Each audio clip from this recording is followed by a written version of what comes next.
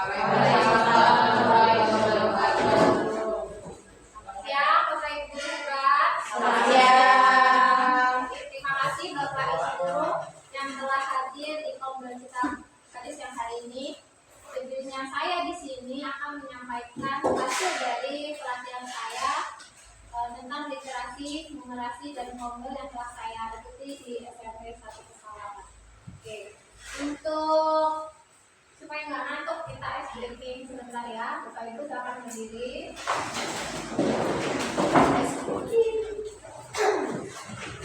Ke katanya ya, Marina menari di atas menara, di atas menara Marina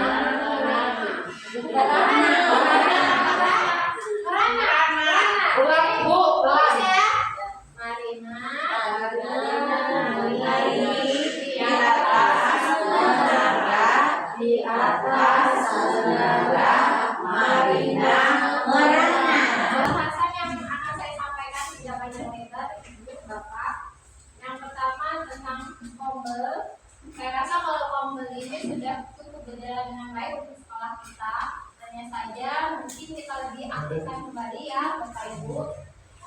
Dan benar untuk RHK, Bapak Pengawas itu menghimbau bahwasanya sebaiknya kita manfaatkan kombel kita yang ada di sekolah. Jadi kita sudah melaksanakannya, di mana kita ikut kombel, kemudian kita serahkan sertifikat secara mandiri, itu sudah cukup bagus. Kemudian apa saja manfaat kombel? Kombel bagi sekolah itu merupakan wadah atau wahana bagi kita bagi kita pendidik ataupun tenaga kependidikan untuk saling share pengalaman kita saat mengajar, persoalan ataupun hambatan yang kita hadapi selama kita mengajar di kelas. Nah, dalam kombel ini baiknya kita saling bertukar ide, kemudian kita bertukar pengalaman praktik, kemudian bisa memberikan saran ataupun menilai apakah teman kita sudah melaksanakan pembelajarannya dengan baik. Kita bisa menambahkan saran, bukan menghakimi ataupun menyalahkan, tapi memberikan ide praktik. Itu tentang kombel. Kemudian literasi dan numerasi ini yang penting sekali, terutama untuk guru-guru kelas rendah, kelas 1, kelas 2, karena seperti yang kita ketahui bahwasanya literasi ini adalah berhubungan dengan bacaan, berhubungan dengan tulisan, tapi bukan berarti hanya sekedar baca tulis. Namun literasi lebih luas daripada itu, dari kegiatan melihat, mendeskripsikan, mengidentifikasi, menilai, membaca, itu adalah semua kegiatan literasi. Apakah literasi itu sumbernya hanya dari buku bacaan? Tidak. Jadi kita bisa memanfaatkan namanya multimoda. Multimoda itu adalah media ataupun sarana literasi yang berbentuk tercetak, visual, audio visual. Nah, kalau kalian di sekitar kelas ini ada, kira-kira ada tidak sumber literasi yang bisa Bapak Ibu lihat di sini secara nyata? Ada. Buku apa Bu? Nah, ini sudah masuk literasi? Iya. Itu salah satu bentuk multimodal literasi tertulis atau teks. Selain buku bacaan, kemudian gambar-gambar, kemudian mungkin juga ada diorama. Kalau mungkin Bapak Ibu sudah mempraktekkan membuat diorama di kelas. Nah, dari pelatihan kemarin kita diminta untuk memperkaya sekolah kita, kelas kita dengan media-media literasi dan numerasi. Ya Bapak Ibu, apakah di kelas Bapak Ibu sudah ada kesepakatan kelas? Sudah. Apakah Bapak Ibu di kelasnya sudah ada struktur kelas? Sudah. Itu sudah masuk literasi Bapak Ibu. Namun lebih dari itu, Bapak Ibu boleh mengkreasikan sumber literasi yang lain, mungkin menempel pamflet di kelas, kemudian menempel angka-angka, terutama untuk anak-anak kelas rendah ya Bapak Ibu. Biasanya anak-anak tertarik dengan simbol-simbol yang lucu, kemudian warna yang menarik, itu bisa Bapak Ibu maksimalkan di kelas. Yang pertama itu memaksimalkan kelas dan lingkungan sekolah. Kemudian yang kedua memaksimalkan perpustakaan Bapak. Herman, bagaimana perpustakaan kita? Apakah dalam waktu 3 bulan, 4 bulan ke depan kita sudah siap memperkaya perpustakaan kita? Belum disampaikan karena idenya belum ada Untuk buku bagaimana Pak? Habis. Nah, kemarin kita sudah mengajukan usulan buku belum Pak?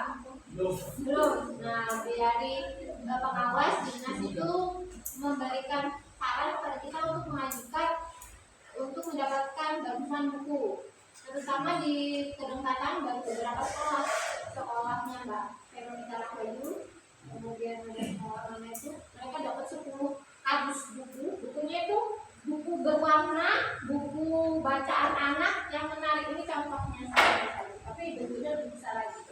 Nah ini buku-buku seperti ini sangat cocok untuk kita kembangkan, untuk kita manfaatkan, maksimalkan di kelas 1. Ya, karena kelas 1 ini adalah awal literasi, melihat dulu pasti anak-anak itu tertarik dengan gambarnya, warnanya menarik.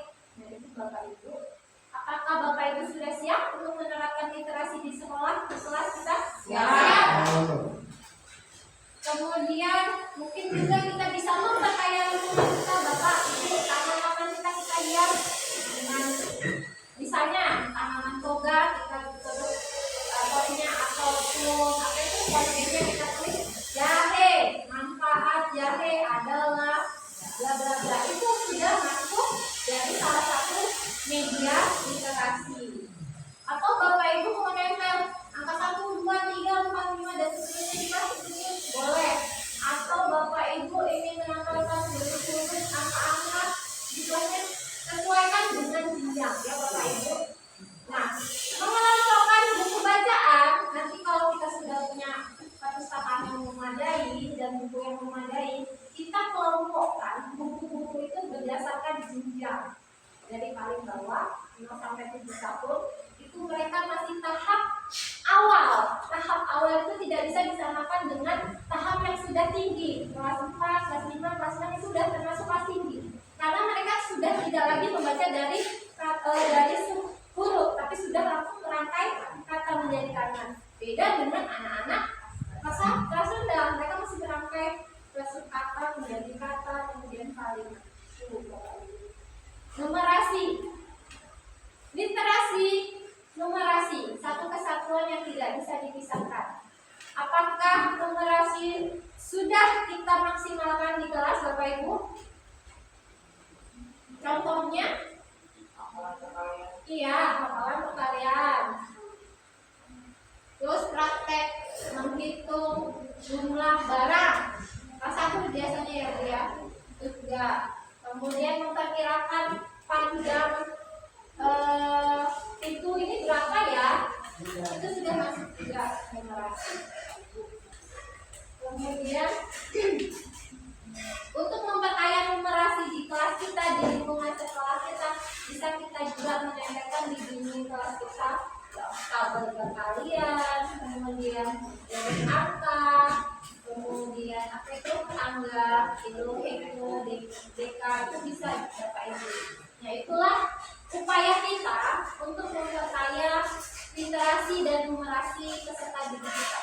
Jadi itu sebagai tugas dan tantangan untuk kita bersama, bukan hanya guru kelas, tapi seluruh anggota dari sekolah, terutama warga dari PPD SDN Kedengkatan. Pasti kita semua bertujuan ingin mencapai literasi dan numerasi yang maksimal.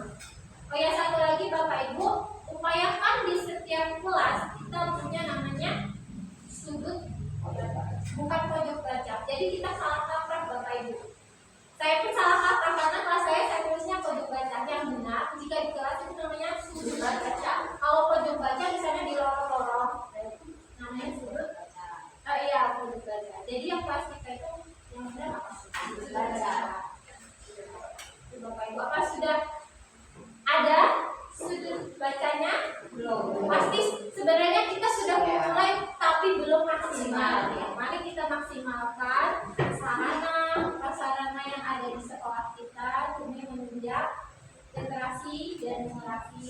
S1. Nah itu Bapak Ibu mungkin ada yang kurang jelas ini dipertanyakan atau sharing kendala apa sih yang dilalui di kelas seperti apa? Karena kalau saya jujur permasalahannya ada satu anak tingkat 6 belum bisa membaca. Itu jadi problem dan masalah untuk saya sendiri. Ya Bapak Ibu. Kalau saya turunkan nggak mungkin. Kalau saya fokus ke anak itu ngajar baca terus kasihan anaknya. Jadi salah satunya mungkin solusinya yaitu kita memanfaatkan tutor sebayanya, teman terdekatnya yang dekat dengan dia, kita ajarkan dengan. Terus yang kedua ini yang peran orang tua. Jadi kalau bisa Bapak Ibu, ayo manfaatkan orang tua, jangan kita tanggung jawab kita sendiri. Misalnya kita buat jurnal nih, jurnal perkembangan anak, misalnya Al-Fatih. Hari ini Senin, Al-Fatih belajar membaca buku ini didampingi oleh ibunda. Dari sini ibunda ada tanda tanya yang benar-benar ibundanya itu mendampingi. Jadi kemampuan membaca anak upayakan bukan hanya memaksimalkan bunyinya, tapi juga pendampingnya di rumah, terutama ibu ataupun ayah ataupun kakak yang bisa mendampingi. Gimana Bu cara menumbuhkan rasa itu kepada rasa tanggung jawab itu kepada orang tua di rumah, karena kan pemikiran apalagi kan di desa ya, pemikiran orang-orang desa itu biasanya seperti ini, saya menyekolahkan anak itu supaya anak itu bisa belajar di rumah. Nah, terus kenapa dikembalikan lagi kepada kami? Terus apa nih kontribusi dirinya di sekolah? Kalau misalkan kita itu harus di rumah harus ngajarin lagi secara ini, ada rumah lah, begini segala macam. Gimana tuh cara mengajarkan supaya keluarga dia di rumah itu sadar akan hal itu gitu. Karena kan ya itu tadi yang saya ngomong berarti kan dari desa kan berpikiran seperti itu, aku mau nyekolah anak itu supaya bisa di sekolah, ternyata kok malah dikembalikan lagi nih, gimana tuh? Nah ini serius ya. Iya. Nah itu jadi satu masalah tentang kesadaran orang tua. Mungkin cara yang bisa kita coba adalah pendekatan personal. Kita bertemu secara pribadi dengan wali, lalu walinya itu kita perlihatkan secara langsung. Bapak Ibu, kita sama-sama melihat perkembangan anak kita ya. Jadi dia lihat langsung secara nyata, dan dari situ kan dia bisa melihat, oh anak saya ternyata kalau di sekolah bacanya kurang ya. Nah itu mungkin salah satu cara menumbuhkan kesadaran ibundanya ya, orang tuanya. Berarti saya juga harus membantu, nggak hanya bisa menitik beratkan pada sekolah. Memang sekolah dijadikan tempat untuk menimba ilmu, tapi kan keterbatasan waktu, kita nggak bisa 24 jam menemani anak, sedangkan kita juga bertemu nggak cuma 1-2 murid kan. Nah itu perlu namanya kolaborasi kita dengan orang tua, khususnya yaitu untuk anak-anak tingkat 1 dan tingkat 2. Mungkin itu Bu bisa kita secara personal pribadi.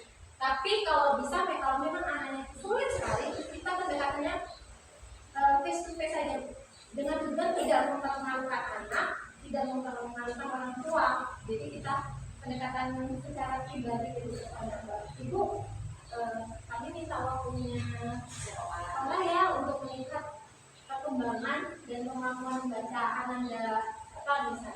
Jadi ibunya menyaksikan langsung, nggak kakaknya dia. Mungkin itu sih, mungkin ada ide ataupun taktik lain yang pernah Bapak Ibu temui. Kalau saya kebetulan ya belum sih, hanya Ananda Faisa ini, tapi memang Faisa ini kekurangannya ternyata gak cuma yang bayar, ternyata untuk orang tuanya pun untuk kemampuan membaca. Iya, akhirnya kalau ada tugas ataupun apa, saya maksimalkan tutornya dengan dia, yang berkaitan dengan dia. Kemudian dia bersedia dan bertanggung jawab, dia udah bisa. Jadi saya nggak sharing aja Bu.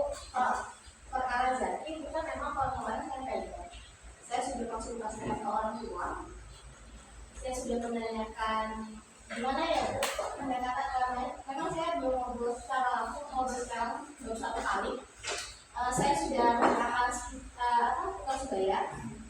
Awalnya saya sendiri yang bersedia untuk nak kita ambil jam istirahat, duduk bareng sama ibu 10 menit aja, nggak usah lama-lama, jadi kamu masih bisa istirahat, masih bisa main. Tapi di situ anaknya tuh nggak mau keluar ucapan 1 huruf. Oke, jadi 1, 2, 3 hari nggak apa-apa, main masih ada. Terus kemudian saya pikir ya udah deh, saya mau aktifkan tukar sebaya yang kayak ibu sampaikan gitu kan. Cuman kelemahannya adalah sama, nggak mau ini tidak terbuka loh dalam berbicara. Kemudian temannya lagi, Bu, jelas saya nggak mau yang tukar sebaya ini, saya nggak mau Bu, rezekinya kalau diajarinnya nggak mau ini, nggak mau ngomong, semuanya cuma mainan. Kemudian saya sampaikan ke orang tua, Ibu bagaimana ya untuk perkembangan anak ini karena belum bisa baca.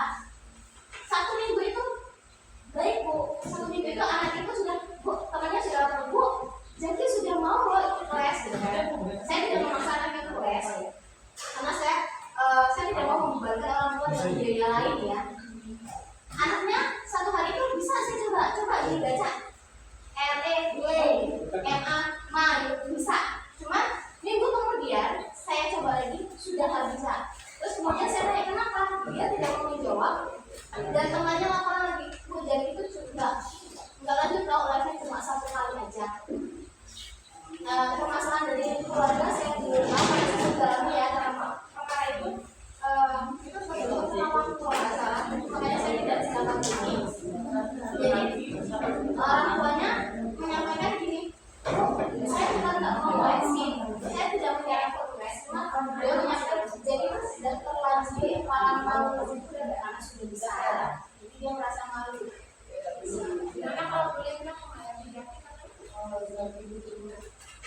orang tuanya juga buat tidak seringkali emang ibunya tak ambil. Kalau ambil les, emang dia les 2 kali berangkat les. Sebenarnya dia tuh bisa ketemu malesnya luar biasa, asli malesnya luar biasa. Kalau kita jawabnya, dia nggak pernah menulis. Tapi kalau kita tunggu 0 sampai jam 3 sore, jam 4 sore kamu tulis sampai selesai. Boleh. Bisa dia ngerti sampai jadi itu pernah coba ngerti bisa, tapi ya itu tadi gue bilang 2-3 hari kemudian suruh baca lagi nggak bisa. Les sudah orang tuanya ikut nungguin juga ya.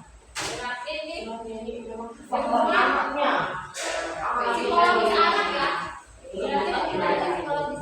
Kamu bilang tapi seenggaknya kita sudah ya koordinasi dengan keluarganya, orang tuanya kebetulan dengan umum sebenarnya. sampai sering tak tahu ya dari dia dari anaknya nggak mau tulis.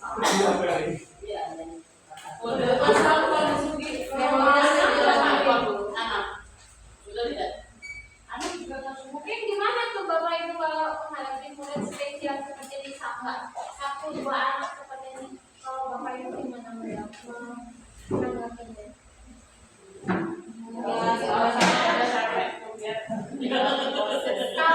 Kalau kata saya itu berhubungan dengan psikologis anak Ya, ada diri sendiri. Ada waktu kan anak juga kan bego. Tapi bisa banget. Tapi kalau saya itu kemarin sekarang agak mending udah ada perkembangan sih siapa dulu.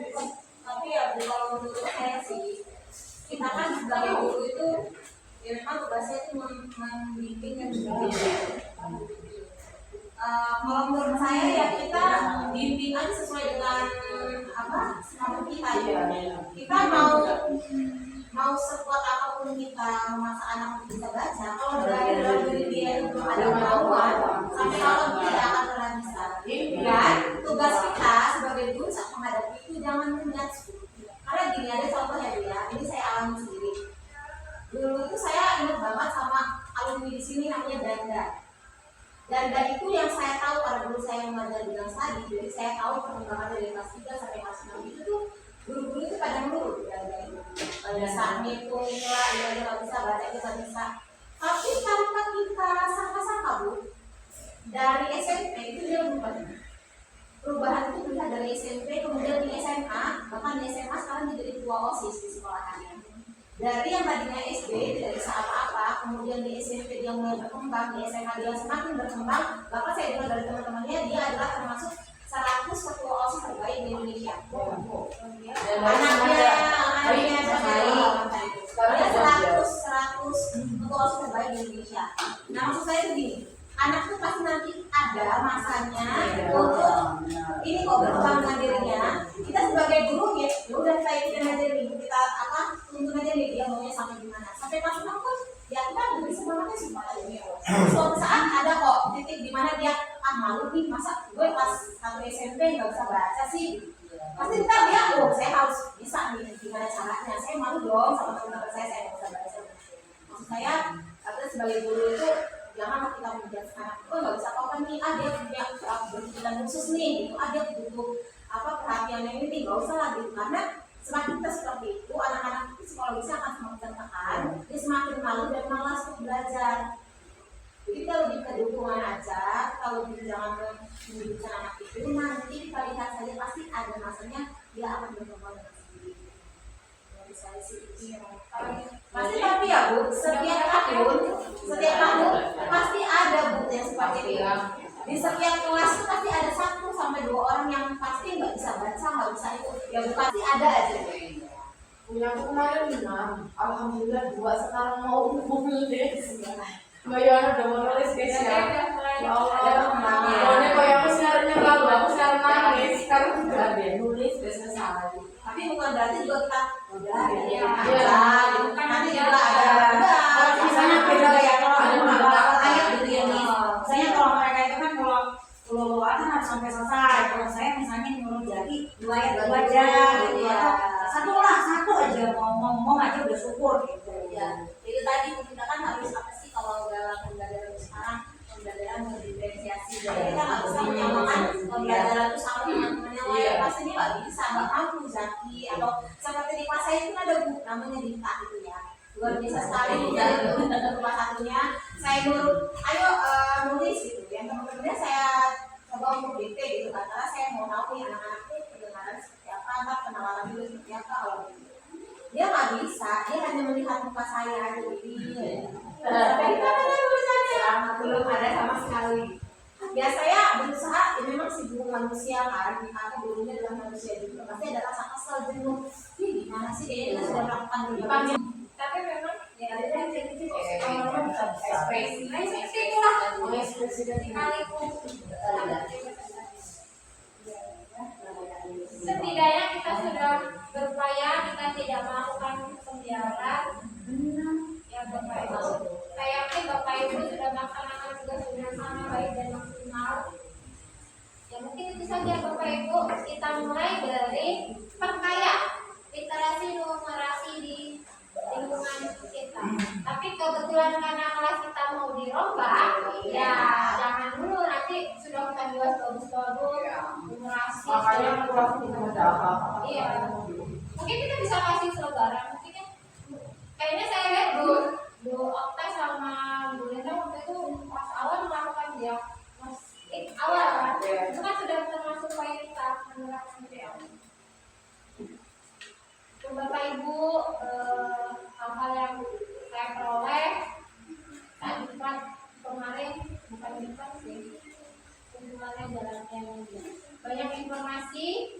Kalau misalnya Bapak Ibu ada yang kurang jelas, boleh tanyakan kepada saya.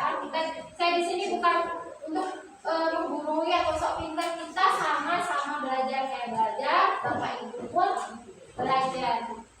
Jadi itu mungkin kita bisa mulai dari hal-hal kecil. Misalnya tuh di pintu masuk, selamat datang di kelas 4. Itu kan udah masuk literasi kan ya? Iya, hal kecil tapi yang kemudian berdampak. Ya, insya Allah kalau sudah jadi gitu. Ya, kita doakan supaya terus kita segera Ya kita bisa punya ekspresi yang mana semoga juga ya Pak Eman, mudah-mudahan Ustaz kita sampai terus kita jadi berbuat jadi lebih mungkin itu ya Bapak Ibu sedikit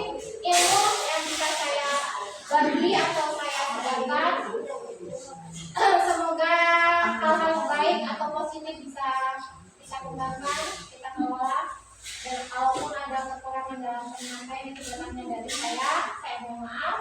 Dan saya akhiri. Assalamualaikum warahmatullahi wabarakatuh.